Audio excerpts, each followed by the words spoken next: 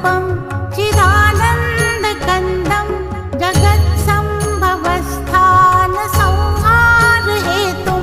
स्वभक्तेच्छया मानुषं दर्शयन्तं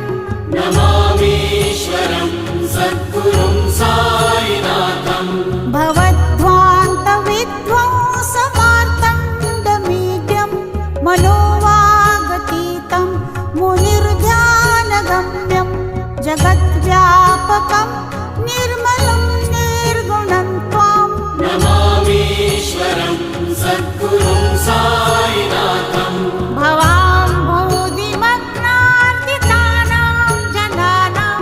स्वपादाश्रितानां स्वभक्तिप्रियाणां समुद्धारणार्थं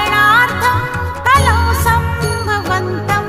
नमामीश्वरं सद्गुरुं